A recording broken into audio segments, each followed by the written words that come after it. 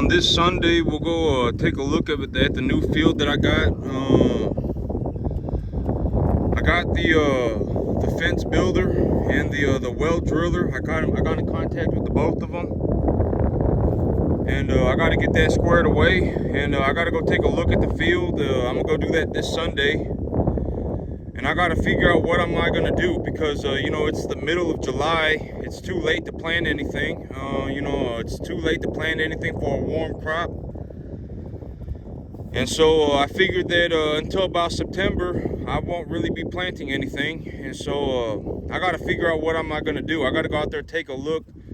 You know, what I'm probably gonna end up doing is I'm probably gonna end up just bush hogging the entire field, and then maybe spraying it with a Duracore, or I'll figure something out. I got to go and take a look.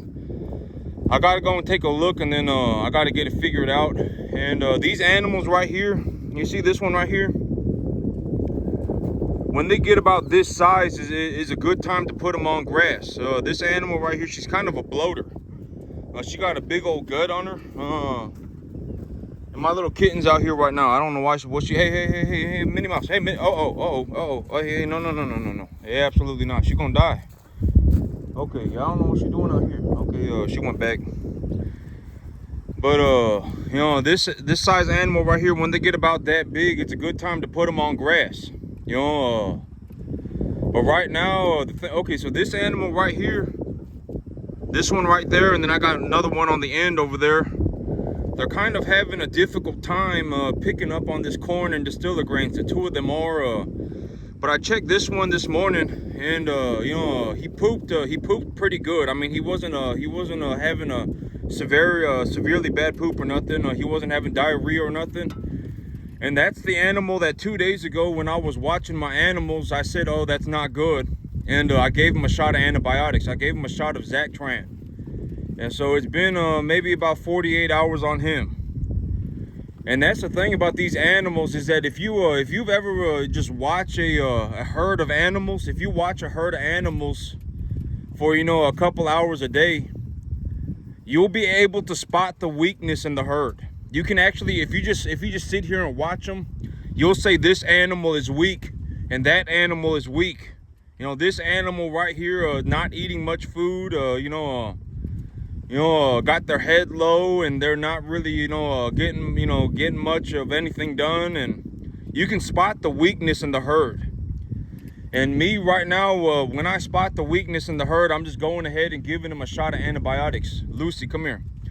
Because, when they, like when they're not eating, and, when they're just, when they're not eating, that's usually the first signs of the animals about to be sick.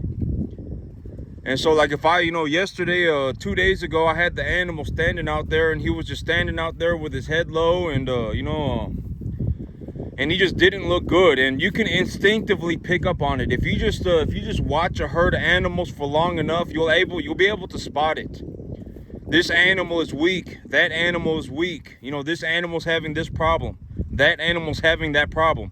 And those are the animals that you want to jump on. You want to get on them ASAP. You don't want to wait around and hope that things get better. If they're having a difficult time, if they're small, if they're under 450 pounds, and they're having a difficult time picking up the feed, then give them a shot of antibiotics, right? Make sure that they're at least having decent digestion. They shouldn't be having diarrhea. They shouldn't be pooping out massive clumps, right? Make sure that they're doing okay. Give them a shot of antibiotics, and then keep an eye on them. That's what I'm doing. And so, that white calf over in the preconditioning pen, I actually think he's gonna make it.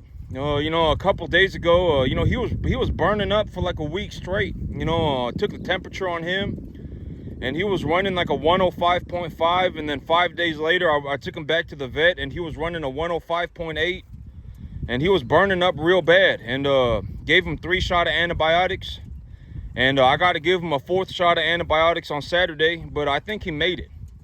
And if it was me, would I have been able to save the calf? I don't know. I don't know. But in terms of me paying the vet, this is a way to look at it. But in terms of me paying the vet, and this is actually what I was talking about before, but if I have one animal survive, if I have one more animal survive every month from my $400, like if I invest $500 a month, $400 a month to take my animals to the vet, and I have one animal survive from that investment about every month, about every 2 months, if I just have one extra animal survive every 2 months from that investment, I will actually make a positive return on that money on the back end when I sell the animal.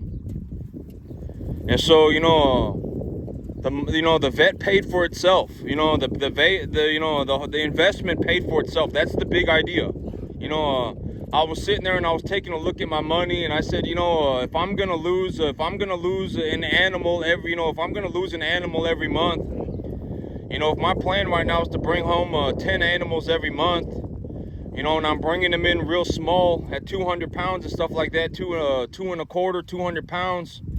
And, they're high risk, and if I'm going to lose one every month, and I'm going to lose one every month pretty much like clockwork, it's just going to happen. If I bring home 10 calves, one of them's going to die, then I might as well just take the money and redirect it, right? I might as well just take the money and see if I can do something better with it. And so I paid the vet with it. And this month, I think I got one animal that survived. The one animal, he was burning up real bad, and he was burning up for several days.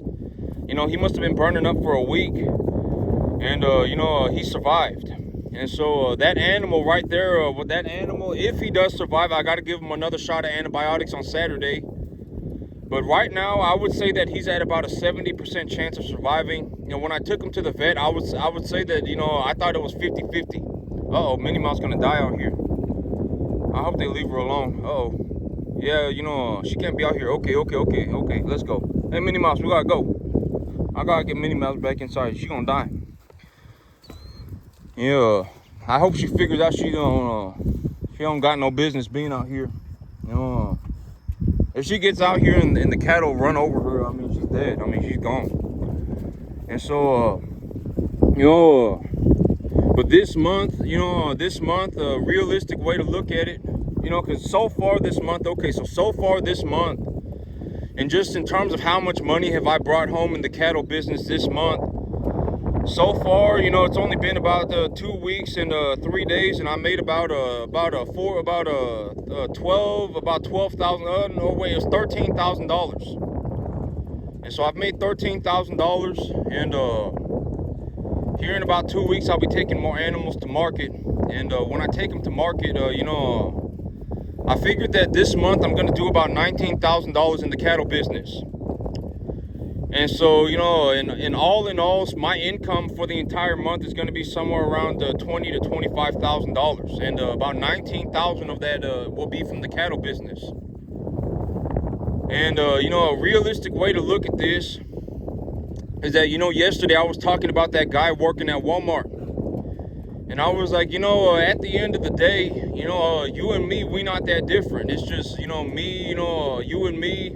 I'm not 70 times smarter than you, right? I'm not 70 times smarter than you. Me being smart, or if I even am smarter than you, it's not a good reason for why I should be making 70 times more money. There's something going on, and I don't know. Maybe the guy was a mega wealthy individual. Who knows? Who is to know? I really don't know until I talk to somebody. Usually if I have a 2-minute conversation with somebody, I can actually tell, where they are financially. A lot of times it's like, if you got someone who's kind of altruistic, they're kind of they're on these lalaland adventures, and that's a very good sign that they're poor. If you ever see somebody and they're altruistic, altruism is a I'm gonna see how the cattle react to Minnie. I hope that they don't run her over. And altruism is a very realistic sign of being very naive. And if you got somebody who's naive, chances are they're not going to really be able to do anything for themselves. Because it's like, it's like being a child. It's like being a child mentally. You're very naive, right? And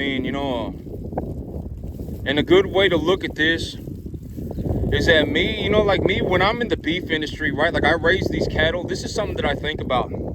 But when I raise these cattle, okay, so when someone goes to the grocery store, when they buy beef, when you buy beef from the grocery store, unless you're buying some super like top quality high-end beef, unless you are buying like a super high dollar beef, you're buying beef like this. This is what you're buying when you go to the grocery store. And it's like, you don't get to get a pass. Like, a lot of people probably don't understand that an animal had to die so that they could eat that food. A lot of people, they do not have that mental bridge. Like, they don't understand, when I go to the grocery store and I buy beef, I'm eating an animal. A lot of people, they don't think about that. And it's like, just because you don't have to do the work to put the beef on the shelf, just because you're not having to do the work does not mean that you get a pass. You are still killing an animal. Like, I don't know if you understand, this is how I think. I send my animals to, essentially, I raise beef cattle. These animals are going to go off to feed people. A mass majority of these animals are going to go off to feed people. And it's like, and to me, it's like, don't act like an altruistic moron, right? Oh my God, I can't believe you're doing this to these animals. Oh my God, I can't believe the beef industry. Oh my God, people out here running. And it's like, you don't get to, don't play the altruism card with me. What are you, a moron? Right? If you go to the grocery store and you buy beef, congratulations, you're eating an animal. I don't know if you understand that. And in terms of living conditions and in terms of, animal welfare and things like that, my farm is probably, the animals on my farm get to have a very high quality life. They get a very high quality life. They get a big old field to walk around on. They're not jam-packed into a barn. And it's like, I don't know if you understand. Like, are you dumb or are you naive? Every time you go to the grocery store and you buy beef, you're buying an animal like this. You don't just get to get a pass. Like, you're not just getting a pass because you're not having to do the work. Somebody had to do the work so that you could eat the food. You don't get a pass. I don't know what else to say to you. Don't turn into this altruistic moron, right? A lot of people are altruistic morons, and it's like, when you talk to them, and it's like, oh well, and they say things in altruistic standards, right? Money makes you a bad person. That's a good idea of an altruism. At the end of the day, money doesn't do anything in terms of making a person a good person or a bad person. And if you really think about it, what really is a good person and what really is a bad person, how are you supposed to know? At the end of the day, the only person who makes that judgment is God, right? Is it your job to walk around and say this person's a good person and that person's a bad person? No, it's not. Right? At the end of the day, it's up to God. Like, if you go around and you purposefully do moronic things, then that would be a very, like, if I were gonna say, well, okay, so my whole idea on, I don't believe in good or bad, I believe in morality. That's my whole thing. And I remember, I was, a few years ago, I was reading a thing on Greek philosophy. And it was like, me, I don't believe in good or bad. I don't believe in good or bad. I believe in morality. You can be morally wrong and you can be morally right. And it's like, if you're, it's like, if you go out of your way to do something, something moronic on purpose, then that makes you a morally wrong person, right? At the end of the day, it just does. That's what I see in the world, right? It's like, either you're morally wrong or you're morally right. You're not a good or a bad person. At the end of the day, you're just a person. And it's like, you got a voice inside of you, right? You got a reasonable voice inside of you. And that reasonable voice is leading you to make decisions. And it's like, either you're making morally right decisions or you're making morally wrong decisions, right? At the end of the day, it just is what it is. That's how I see it. I don't believe in good or bad. I believe in morality. And it's like, well, you know, and it's like, if you look at me and you go, oh my God, you know, he's making $23,000 a month, that by default makes him a bad person. I don't know what to say to you. I mean, keep your opinions to yourself. I will legitimately kick you into a hole. Like, I don't think you understand, you know, it's not funny. You know, how, you know, it's not even like, you know, and it's like, especially if you go around thinking like that, how are you going to get anywhere in your life? You're going to be a moron tard forever. I mean, like, you know, have you not even thought about what you're thinking about? Like, for even 2 seconds. Like, if you legitimately go around like that and you start encouraging other people to think like that, now you're all screwed. Right? I mean, it's like, have you even considered what you're talking about? How does money make anybody a bad person? How does money make anybody even a good person? It doesn't, right? At the end of the day, it's like you're making choices. You know, everybody has a voice inside of them. That's the whole idea of being a human being. You're not some kind of a lizard, right? You think about things. That's the whole idea of being a person, right? I mean, you have the ability to reason, right? And it's like, you know. And if you're genuinely, like, if you're going around with these altruistic beliefs, oh my God, you know, I can't believe, you're raising beef cattle like this. I can't believe that you're castrating your animals. Oh my God, I can't believe you're giving your animals antibiotics. Oh my God, I can't believe you're giving your animals vaccinations. You know, keep that stuff to yourself. What are you, a moron? If you go to the grocery store and you buy beef, congratulations. You're probably buying beef that looks a lot like this. You're actually eating an animal. You don't just get a pass. I don't know what to tell you. You don't get a pass. You know, you're eating an animal. You know, you don't just get to magically get some pass. You don't. You're eating an animal. And chances are the animal that you are eating was living in conditions worse than this. They were probably even getting more medication. They might have been getting fed antibiotics every day up until about 2 months before they were harvested. They might have had growth implants implanted into them. They might be, whatever it may be. Like, I don't know what to tell you. Like, you don't get a pass. You know, you don't start walking around thinking in altruisms. If you start believing in altruisms, you're almost always going to be stuck forever. You know, it's like you don't get a pass. You're eating an animal, whether you directly went and harvested the animal yourself, you know, or you went to the grocery store and just bought a steak. Congratulations, an animal died so that you could eat meat. Right? I mean, I don't know what else to tell you. Don't start going around in altruism mode. Oh my God, I can't believe the beef industry. I can't believe that we have people, raising beef cattle like this. And it's like, you got to understand, on a 10-acre field, I talked about this on another video. The whole reason why we eat beef, the whole reason why we eat meat is because meat is a very highly concentrated form of calories. On a 10-acre field, I could probably feed the entire city for a week by raising beef. If I raise beef on a 10-acre field, I could probably feed the entire city for a week by feeding them meat. But if I feed vegetables, a 10-acre field will not even feed one person for a week. Probably not. And it's like, think about harvesting vegetables, right? I mean, think about, like, what if I was growing soybeans and I was going to turn it into tofu? Imagine what I would have to do. I would have to go through this field, plant a whole bunch of, soybeans. And then once the soybeans grew, granted that, even if they grow, because, it's like, who knows, the fertilizer concentrations of the field, et cetera, might be, whatever. And it's like, granted that they did grow. And if I went out on the field and I had a bunch of soybeans, imagine having to turn that soybean into tofu.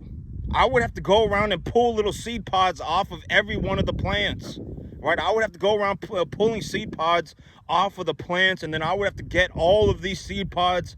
And then what am I going to do? Grind it up into tofu, right? I mean, but in reality, if you have a beef animal, you take the animal, you essentially harvest the animal, and there you go, boom, right? You have a 1,000-pound animal, you harvest the animal, and then boom, now you got yourself 500 pounds of beef. You know, that's why people eat beef. I don't know what to tell you. I mean, if you're a vegan and you want to be a vegan, that's fine.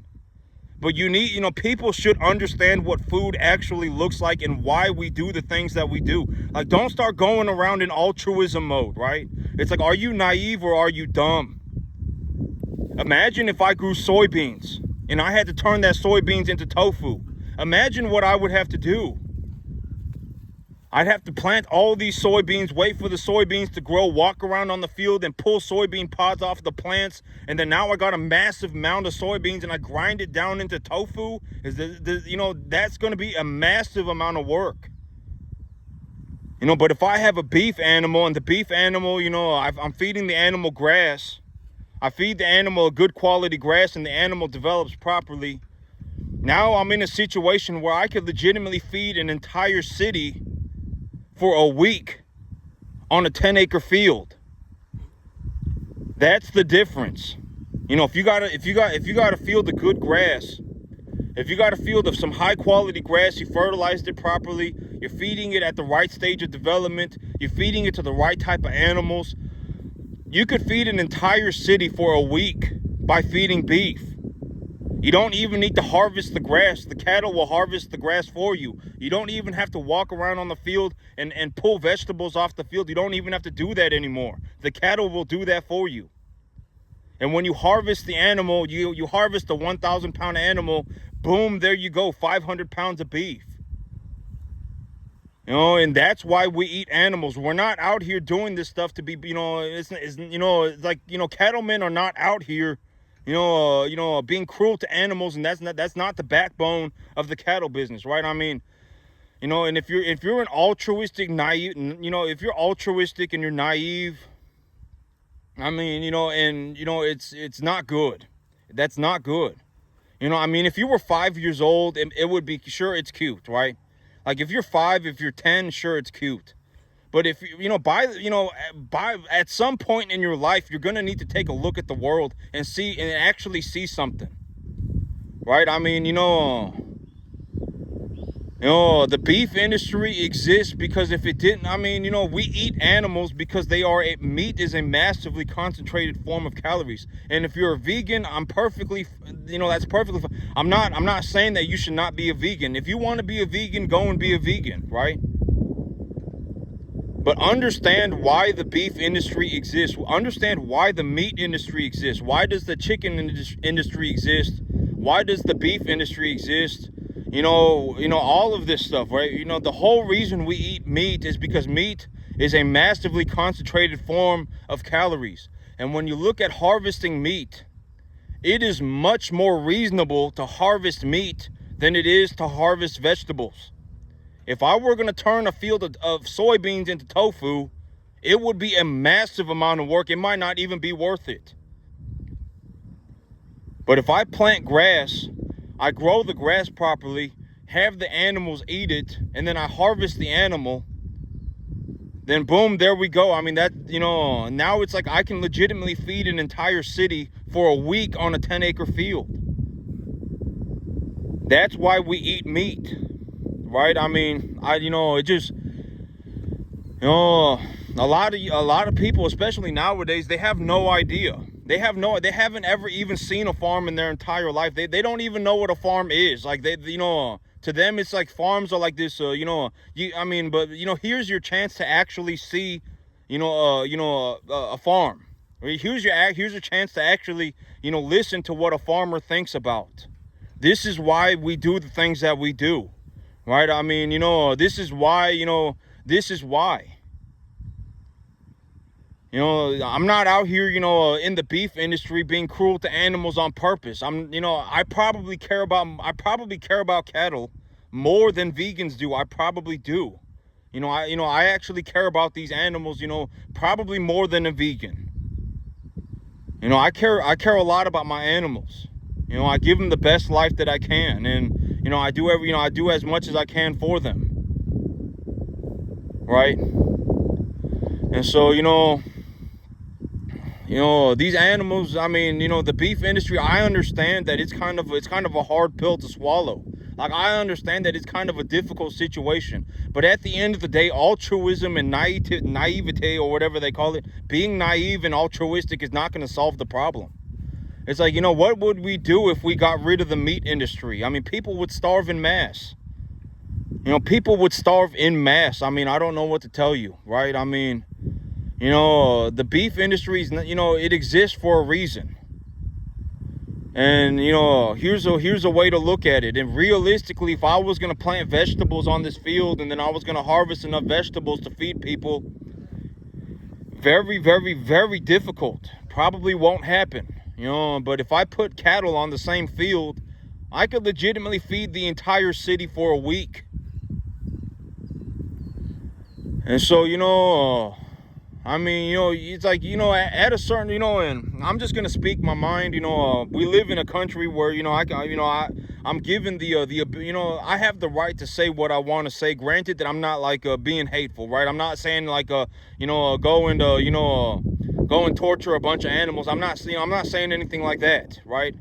I'm not saying, but this is, the reality. I'm just going to give you my perspective. This is my perspective. I actually run beef cattle. I actually farm. I'm actually a beef cattleman. Like, I actually do this on a daily basis. And here is why I do it. And here is what I see. Right? I mean, and it's like, if you're altruistic and naive, for your entire life, that's very not good. I mean, I don't know what else to say. That's very not good. Like, at a certain point, you're going to need to actually understand that this is how the world is. I mean, if you're 5 or 10 years old, then being naive and being altruistic is kind of okay. I mean, it's kind of cute, right? I mean, it's like dealing with a puppy. It's like you got a little puppy, but at a certain point, you're going to have to go out there and actually, do something for yourself. And also, well, I actually had a couple things that I wanted to talk about this morning, and I completely forgot. This Sunday we're gonna go out and take a look at my new field. I made about on this month I made about $19,000, and in the cattle business I made about $19,000. I'll be coming. Oh yeah, okay. So this whole thing about money, it's like, I'm just going to be honest. At a certain point, like me, I would say on the average month, I bring home somewhere around I bring home about $20,000 a month. When I include my cattle business, on the average month, my cattle business will make me about $15,000 to $20,000 a month. My cattle business will do about $14,000 to $20,000 a month, and then I'll also bring home $4,000 on a W-2. And so, I'm just gonna say it, and because at the end of the day, it's my perspective, and I have the right to say what I want to a large degree. Granted that it's not something like hate speech, right? Like, oh my God, I can't believe it. As long as it's not hate speech, I can essentially say whatever I want. America, I got freedom of speech. I can say whatever I want. I personally am happier making an extra $15,000 to $20,000 a month than not. This beef cattle business, it makes me about $14,000 to $19,000 a month. That's about how much I make on my beef cattle farm. And I'm just gonna say it. I personally am happier making the extra money. I'm just gonna say it. I make the extra. I am happier making $20,000 a month than I am making $4,000 a month. I'm just gonna say it. You got people out here that, oh my God, money's not gonna make you happy, and all, whatever it may be, money's not whatever it is that whatever else it may be. I'm just gonna give my perspective from what I personally have experienced. I am happier making $20,000 a month than I am making $4,000 a month. I just am. I'm just gonna say it. Oh my God, I can't believe he's saying that.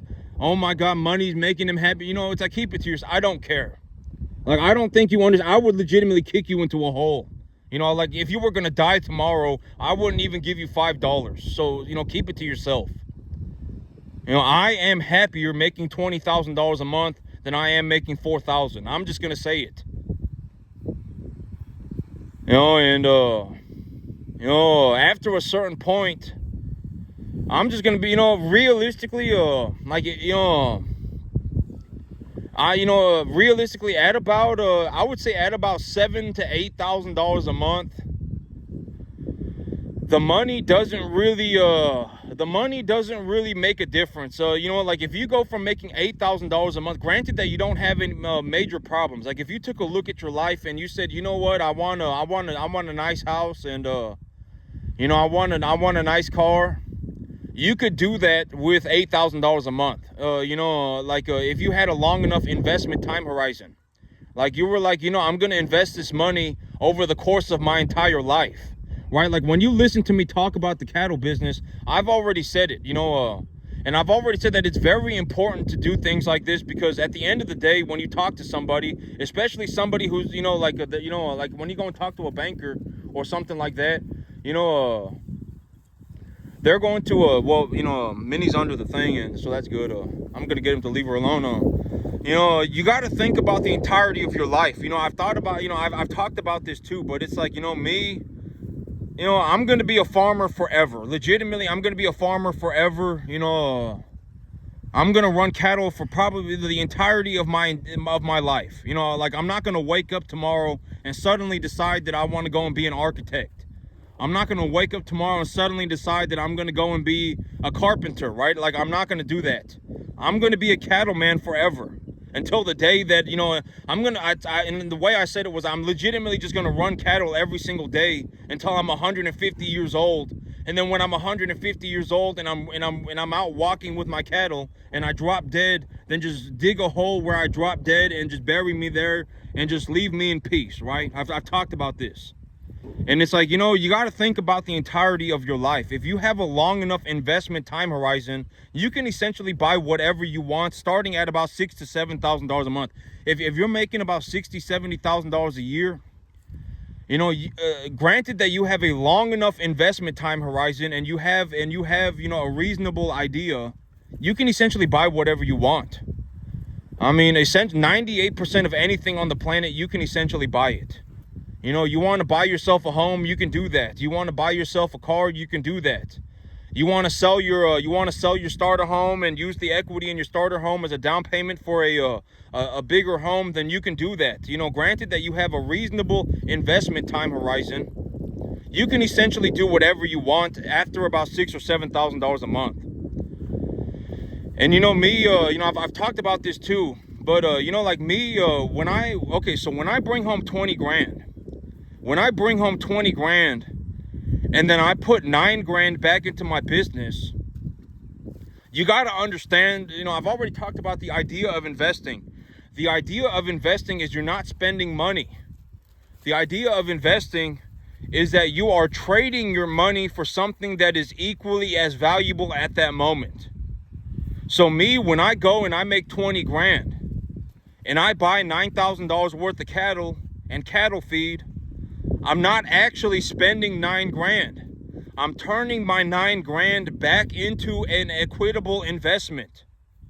And when I do that, my money will grow tax-free. I've talked about this 50,000 times, right? I mean, it's like, you know, and it's like if you're having such a massive difficulty understanding simple information, then start writing things down. The answers are not going to change.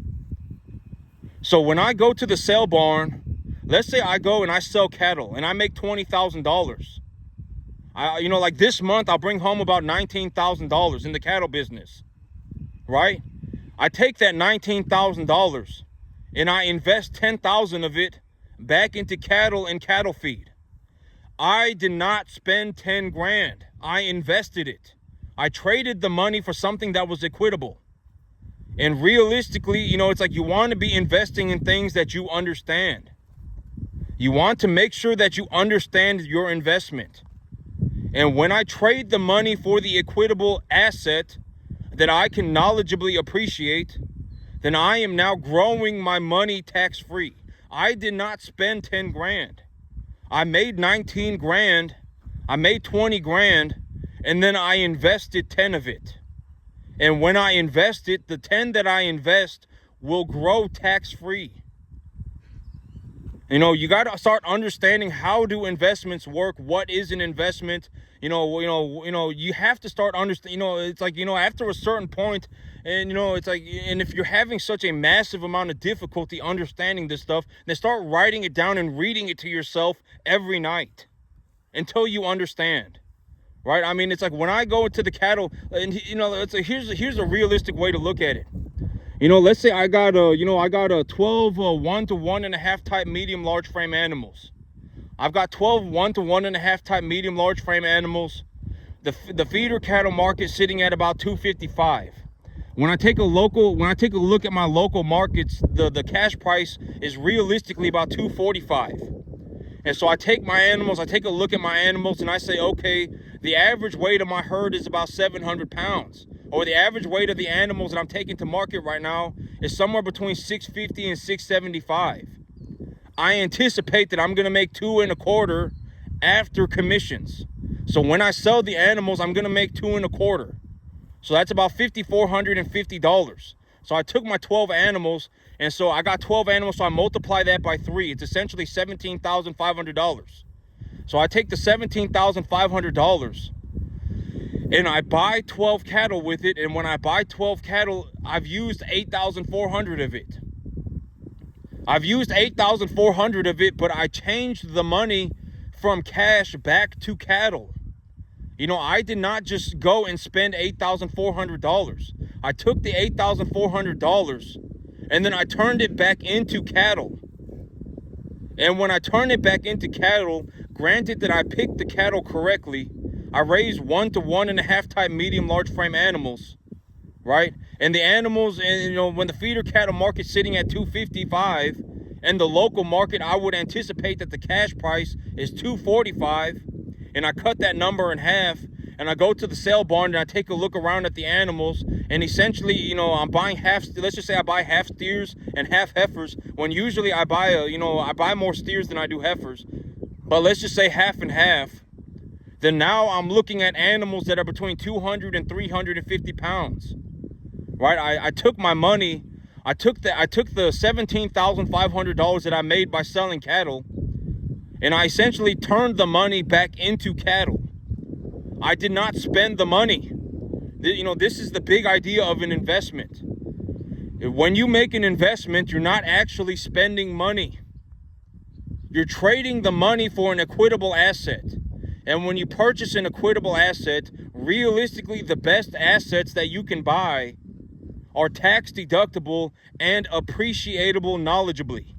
So you understand how to increase the value of the asset yourself. And when you can do that, you can essentially grow money.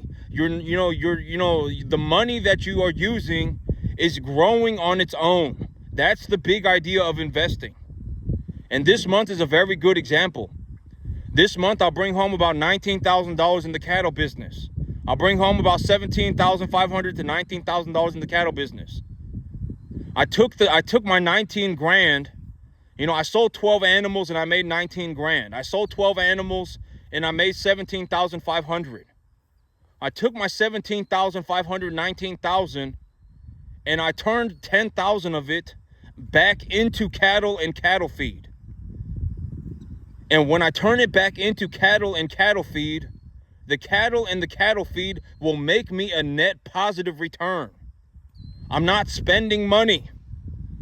And the cost of the cattle feed and the cost of the cattle are tax deductible. Right? I mean, it's all, it just goes round and round and round forever.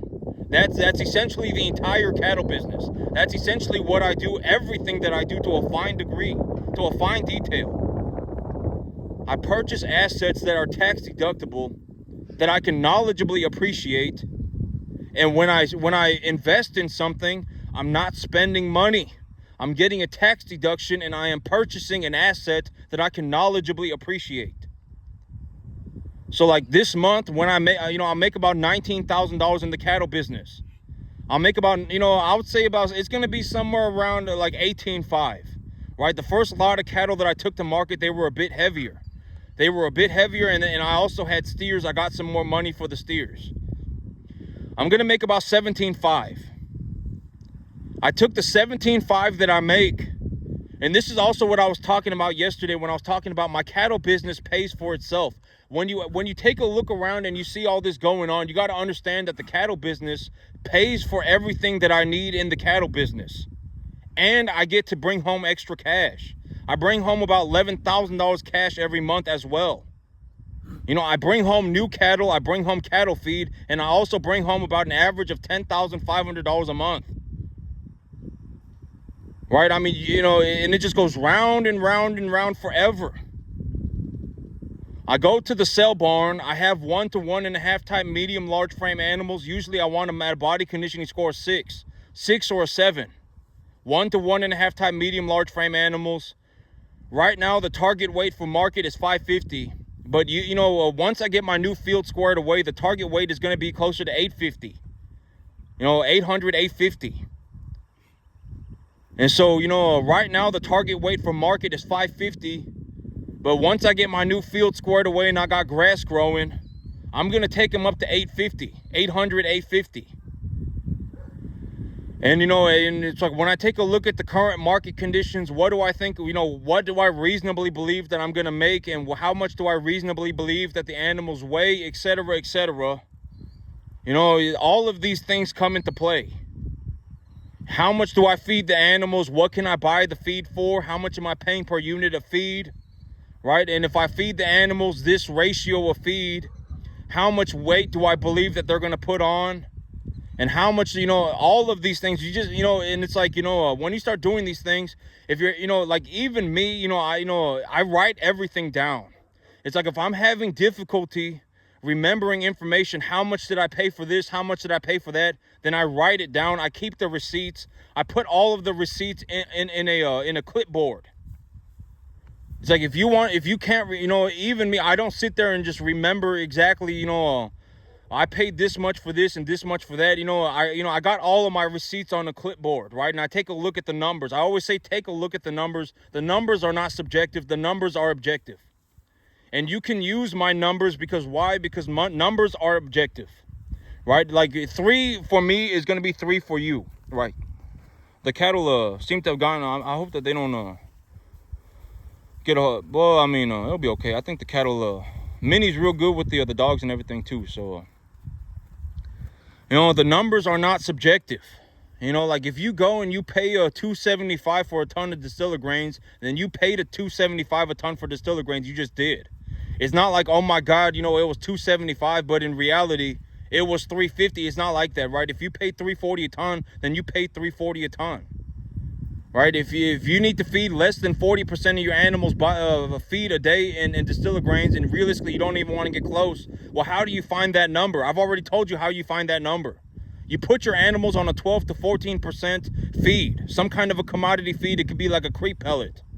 Put them on a 12 to 14% commodity feed, creep pellet, and just feed them as much as they will eat. Feed them as much as they will eat, and then just keep track of it over a 24-hour period. You know, starting at noon on, you know, on this day until noon the next day, you just feed them as much as they will eat. And then you write the number down. That's how I did it. And it's like when I take a look at the numbers, I definitely don't want to be getting anywhere even near the 40% mark with distiller grains. Right? Not even close, right? Realistically, I want to be feeding these animals like 15% of their diet in distiller grains, and that's it.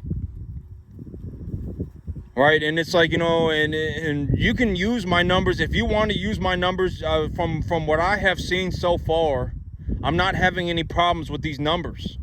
You know, the amount of corn, I feed them a 2 to 1 corn distiller grains ratio by volume. I feed 3 buckets of corn and 1.5 buckets of distiller grains. That's an example. 4 buckets of corn and 2 buckets of distiller grains, right? Something like that. Right? I use a 2 to 1 corn distiller grains ratio. Right? And, you know, I put these animals on free choice feed, on free choice hay, excuse me. And if you want to figure out how much your animals are eating, then just feed them a 12 to 14% protein, a commodity feed. It could be a creep pellet. It could be anything. And then figure out how much they're eating. Just write it down. I started on noon and I fed them until noon on the next day. And this is how many bags of feed that they ate. And then just write the number down. And then take 30% of that number and essentially use the 2-to-1 corn distiller grains ratio. You can, from what I've seen, that's how I collected my information. That's how I came to this conclusion. And so far, right now, it is working. I don't have any animals with severe bloat. My animals are gaining properly. I'm not seeing a massive amount of diarrhea anywhere or anything like that. But I would highly suggest that you call your broker and figure out, what is going on in your local commodity market. Because if you're next to an ethanol plant, your distiller grains will be cheaper. If you're somewhere where they grow a lot of soybeans, your soy hulls might be cheaper. It might be cheaper for you to purchase soy hulls than it is to purchase hay. I don't know.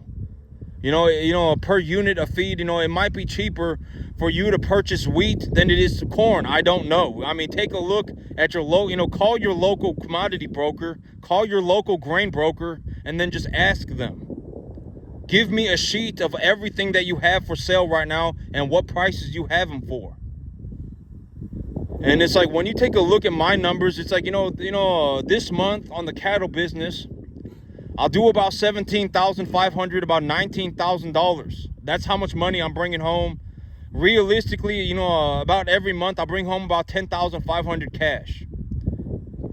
And but me, when I put money in the cattle business, I am not spending the money. You have to understand this. I think that maybe when you understand this, you will have your aha moment. This is why I should invest. Maybe that I'm looking to spark the light bulb in your head. Why should you invest? Because when you invest into something, and if it's tax deductible, and you can knowledgeably appreciate it, you are growing your money. Your money itself is growing in value. You put $10,000 into something and got $25,000 back. You put $10,000 into something and you made $20,000 back. You put $10,000 into something and you made $15,000 back. How did you do that? Because I purchased this asset that I understand. I went and I purchased number 1 to 1.5 type medium large frame animals. I got on the feeder cattle market, took a 10% deduction, cut that number in half, went to the sale barn, took a look at what the animals were selling for, and I essentially came home with 200 to 350 pound calves, half bulls, half heifers. Right, so and then I put these animals on I gave these animals a metaphylaxis dose of macrocin, put them on a 2-week preconditioning program, and then I put them on a 65 to 70% TDN, 12 to 14% protein diet. And when I put them on this diet, I'm being very careful for how much how much sulfur I'm feeding them, etc., right? That's how I did it. And so it's like when I go to the sale barn and I make, let's say like this month, let's just take my numbers for this month, for example. I go to the sale barn, I make 19 grand. I bring home $9,000 worth of cattle and I buy $4,500 worth of hay. So I have $4,000 left over. I bought hay, I bought cattle, I bought new cattle, I bought hay, and I have $4,000 cash left over. Well, that $14,000 that I put back into my business, I will be getting that money back and then some. When I feed the hay to the animals with a dried distiller grains corn mixture, if I mix corn and dried distiller grains with this hay and I feed it to the animals on 70% hay and 30% grain, I will be getting my money back and then some. I put $4,500 into it. That is tax deductible. I no longer need to pay taxes on that money. And then when I feed it to the animals, granted that I am feeding it to 1.5 type medium, 1 to 1.5 type medium large frame animals that are between 2 and 350 pounds. The corn market sitting at about 410, and the feeder cattle market sitting at about 255. In this scenario, not in all scenarios, but in this particular scenario, it is actually profitable for me to just call my broker and buy grain and feed it to my animals. Right now, it's just profitable for me. I'm not saying it's going to be profitable forever. I've already talked about the double whammy. And here's the way for you to understand the double whammy. What I'm talking about, when people start experiencing the double whammy, a lot of people are going to quit the cattle business again. Right now, it seems like a very good idea to just get in the cattle business, because you can just call your broker, buy commodity grain and feed it to your animals. And, now you're in a situation like me where, you're making $12,000, $19,000 a month, right? And it seems like a good idea. But once it seems like a good idea, I'm not the only person who has realized this. A lot of people have realized this. A lot of people have. It's not just me. And by the time that everyone thinks it's a good idea, it's too late. And here's an example. Let's say you're in a situation where you're going to get into cattle feeding business. And you say, oh my God, everything's going good, and I'm just going to buy these cattle right now. I'm going to get in the cattle business right now because, it's never been, I have not seen money this easy before in my entire life. Legitimately, this is the easiest cattle market that I've ever seen. You can legitimately just buy cattle. Granted that you buy 1 to 1.5 time medium large frame animals. You buy them at a certain weight for a certain price. You're knowledgeable about that, right? You bring them home. You call your commodity broker, bring in grain, and just feed them the grain. And when you do that, you are making money. You're making money. You don't even have to, you don't even have to worry about, your grass. You don't have to worry about anything like that. But in a double whammy situation, let's say corn right now sitting at 410. And over the next let's say you get in the cattle business right now because you think it's going to be a la-la-land journey. And corn starts going up. Let's say by the end of the year, for whatever reason, there was some drought, and the corn just didn't come in good. And the corn went up to like 480. Corn went up 20%. And the cattle market went from $2.50 to $2. Well, for the entire 6 months, you were losing money on your cattle, and you're having to pay more for grain. That's the thing. It's like, but I've already talked about, like, if you want to, how do I realistically overcome this situation in particular? How do I overcome the double whammy? Well, if you think that grain is at a long-term low, then buy the grain and store it when it's at a long-term low, and you can hedge your cattle investment. You're no longer stuck in a situation where you're being forced to buy grains at higher prices and then getting less money for the cattle that you bought at a higher price. You're not stuck in that situation, right? And so it's like, buy the grain. If you don't want to get hit by the double whammy, you can also buy cattle on the way down. I've talked about this too. Like my big business philosophy is that as long as I buy into the cattle market every 2 weeks for the eternity of my life, it will not matter that the cattle market goes down sometimes. It won't. Because why? Even if I sell my animals for less, I will buy them for less as well. So, buy into the market frequently over a long period of time. If I buy cattle every single week for the entirety of my life, it won't matter that cattle prices go down sometimes. But it will also not really matter that cattle prices go up sometimes. And then, but a lot of people are going to get hit by the double whammy. I can almost, right now things seem easy and everyone's going to want to go running into the cattle market. And then, but I've always talked about the whole thing about the cattle market is that, you're also dealing with animals. At the end of the day, you're dealing with animals, and a lot of people won't want to do that. And so, if you want to run cattle, it's very, very, like a way to look at it is when I go to the sale barn, when I go to 5 different sale barns, I'm practically the only person at my age that is buying and running cattle at the degree that I am. I'm selling like $15,000, $20,000 worth of cattle a month. I'm buying like $10,000, $15,000 worth of cattle, or, I'm buying like $10,000 worth of cattle a month, and I'm selling like $15,000, $20,000 cattle a month. I'm the only person at my age that I know who is in the business to this degree. A lot of young people don't want to do this work. Even old people don't want to do this work. Most of the time they don't. You know, they don't want to be in the cattle. You're going to have to be running live animals, and these animals are huge, and, it's scary. And, a lot of people, it's like you put them next to a cow and they'll run away. They're deathly terrified of the animals. I mean, cattle are scary animals. When they get big, when they're 600, 700, 800, 1,000, 1,500 pounds, they're scary. I mean, they barely nudge you and they'll knock you right over.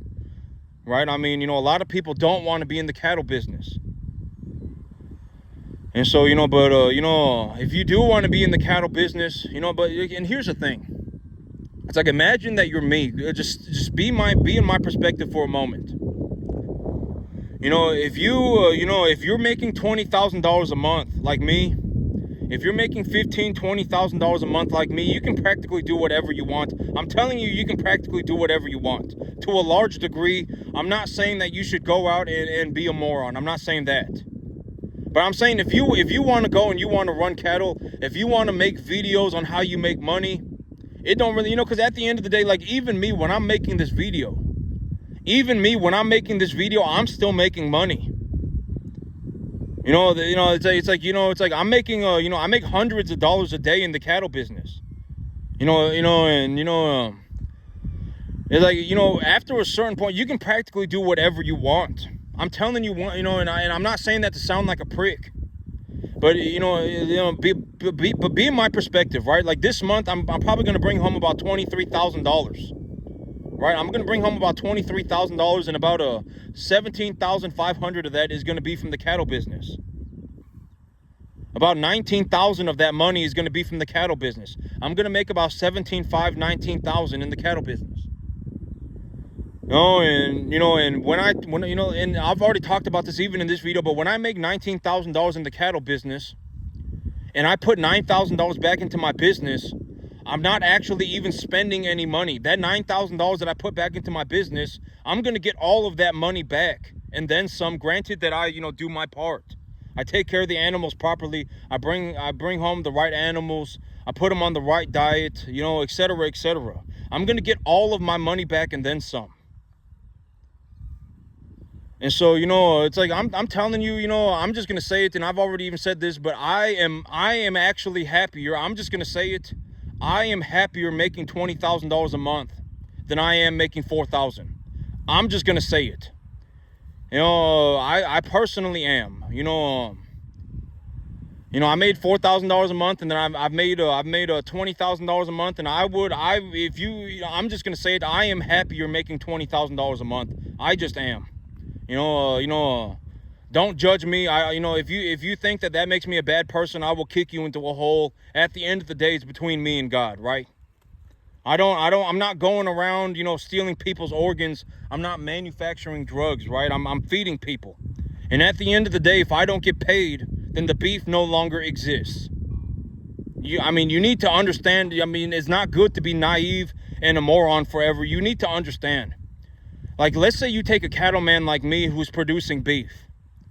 And you say, you know what, we're just not going to pay you anymore. You're making too much money. We're just not going to pay you anymore. We're going to take your financial incentives away. Well, then why would I even produce beef anymore? Why would I do that? I wouldn't raise the cattle anymore, right? So the beef is also gone. You need to think about these things. If you're naive and you're a moron forever, that's not good. If I don't get paid, I'm not going to run the cattle. And at the end of the day, I get paid such a large amount of money because I feed such a large amount of people. I don't know what else you want me to say. It just kind of is what it is. Take a look at it.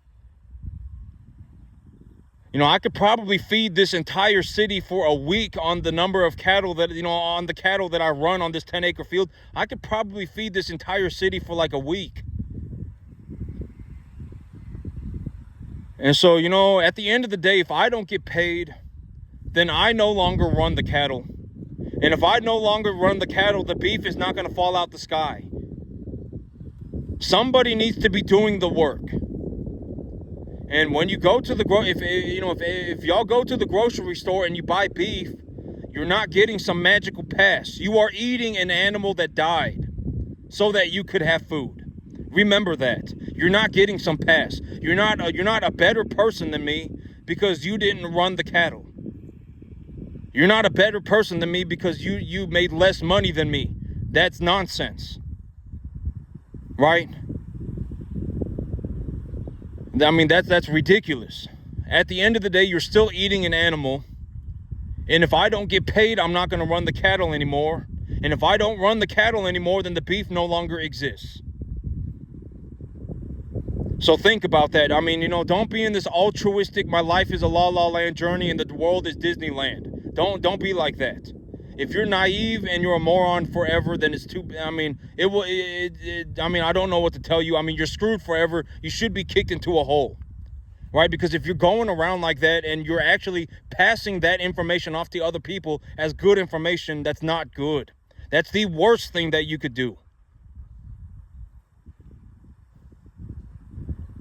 And so, I mean, think about it, okay? I mean, just think about it. And, I'm just going to say that, by the time you're making $20,000, $25,000 a month, you can do whatever you want. Me, I bring home, like this month, I'm going to bring home about 23 grand. About 19 grand of it's going to be from the cattle market. $17,500, $19,000 of it is going to be from the cattle business. And the $10,000 that I put back into my cattle business, here in about 6 months, I'll get all that money back and then some. And along the way, I got a tax deduction. I'm growing my wealth tax-free. And so, I mean, but, it's the same for you. I mean, if you go out there and you find a way to make $20,000 a month and, you realize that you can legitimately just practically do whatever you want. I mean, if you want to go and buy a new field, you can go and buy a new field. If you want to run more cattle, you can run more cattle. If you want to buy a new truck, you can buy a new truck. I'm not saying that you should go out and do a bunch of drugs and, drink a bunch of alcohol. I'm not saying that. I'm not saying that you should go and get yourself 5 girlfriends. I'm not saying that. But, at the end of the day, it's like if you want to run more, it's like when you make $20,000 a month, you can practically do whatever you want. I mean, you want to sit at your business for an hour and you want to talk about your business and how you made money, you can do that. And, I got 500 to 1,000 of you watching my videos on the daily basis. And, and y'all probably watch me and, because of, instinctively you've picked up on something or something. I don't know, right? But you're watching me for whatever reason. And, and I'm looking to give you as much good information as I can. This is exactly how I made the money. This is exactly what I do with the money. This is my spirituality. I find my peace with God. I definitely don't go and ask somebody who doesn't know what they're doing. If you go and you ask somebody who doesn't know what they're doing and they give you information telling you that it's good information, it's not good information. I mean, they are, you're going to end up like them. All right, definitely don't go and ask somebody, at the end of the day, it's between you and God. I mean, you should find your peace with God. I always say that, right? Like if you're gonna, it's like, I'm making $20,000 a month, and you're sitting there in a room, and you're realizing that you're making $20,000 a month, and you're sitting there in a room, and you're thinking about it, and and it's like, find your peace with God. That's what I did.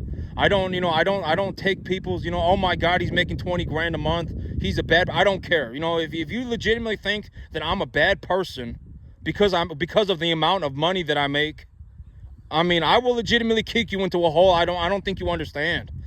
Your opinion is so worthless to me. I don't think you understand. I will legitimately kick you into a hole. Don't come up to me and go, oh my God, it's not fair that you're making $25,000 a month. I don't care. What do you expect me to say? Oh my God, you're right. I shouldn't be making $25,000 a month. I shouldn't be making $20,000 a month. Let me just sell all my cattle, sell all my investments, and go and be a bum. What do you expect me to say? Oh my God, all this money that I worked my entire life for, let me just give it away. What do you expect me to say? Right? Think about it. Are you dumb or are you naive? Right? What do you expect me to say? Oh my God, it turns out you're right. I shouldn't be making $25,000 a month. Let me just sell all my cattle. Let me just sell my land. And let me just sit on the corner like a bum. Is that what you want me to say? Are you dumb? I will kick you into a hole, right? I'm serious.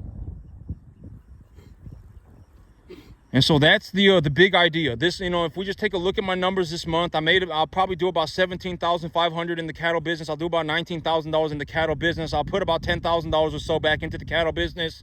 And when I put that $10,000 back into the cattle business, I get a tax deduction. And, within about 6 to 8 months or so, I'll get all of my money back and then some. So I'm not really spending any money. I'm putting my money back into something so that it grows tax-free. That's the big idea of the numbers. And so that's it for me today, YouTube. Y'all have a good one.